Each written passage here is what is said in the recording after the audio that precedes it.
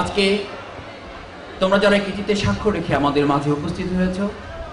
ইসলামী ছাত্র শিবিরের পক্ষ থেকে তোমাদেরকে জানাই আন্তরিক শুভেচ্ছা ও প্রাণঢালা অভিনন্দন। আমাদের এই প্রাণঢালা শুভেচ্ছা এবং অভিনন্দন তোমাদের আনন্দের তুলনায় একেবারেই নগণ্য হতে পারে। আমরা তোমাদের নিয়ে আগামী দিনে একটি সুন্দর স্বপ্ন গড়ার, আগামী দিনে একটি সুন্দর দেশ গড়ার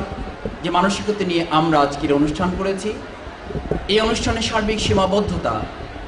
আমাদেরকে একটি জায়গায় এসে দাঁড় করিয়ে দিতে পারে, কিন্তু একটি বিরাট স্বপ্ন নিয়ে সামনের দিকে পথ চলার ক্ষেত্রে আমাদেরকে দারুণ উৎসাহিত করবে, অনুপ্রাণিত হব আমরা। কারণ আজকে যারা তোমরা সেই ছোট সময়ে সরেয়া ক খ থেকে শুরু করে একটি স্টেজ অতিক্রম করে জীবনের সবচেয়ে গুরুত্বপূর্ণ একটি অংশ অতিক্রম করার এই যুদ্ধে নিজেদেরকে একজন সৈনিক হিসেবে দাঁড় করাতে সক্ষম হয়েছ, একথা আমাদের বলতে দ্বিধা নেই।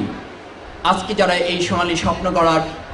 একজন বড় সৈনিকের ভূমিকায় অবতীর্ণ হয়েছ, আগামী দিনে দেশের স্বাধীনতা সার্বভৌমত্ব রক্ষার প্রশ্নে তাদেরকেই একজন বড় দেশের স্বাধীনতার সার্বভৌমত্বের অতন্ত্র প্রহরীর দায়িত্ব পালনের গুরুভার তোমাদের উপর অর্পিত হবে। সে দায়িত্ব পালন করার জন্য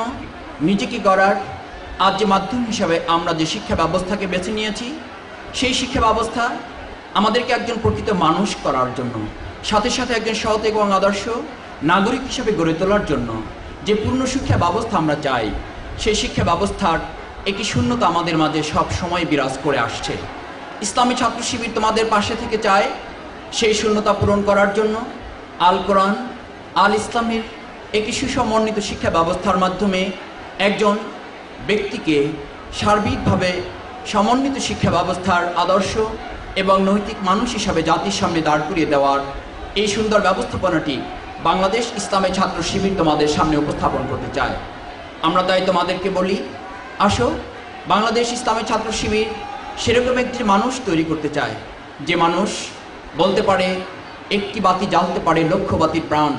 তোমরা সেই এক একটি বাতি হয়ে আমাদের অন্ধকার সমাজের আলো নির্মাণ করার জন্য, অন্ধকার সমাজের এই সকল অন্ধকার দূরীভূত করার জন্য আমরা নিজেদেরকে আলোর সমাজে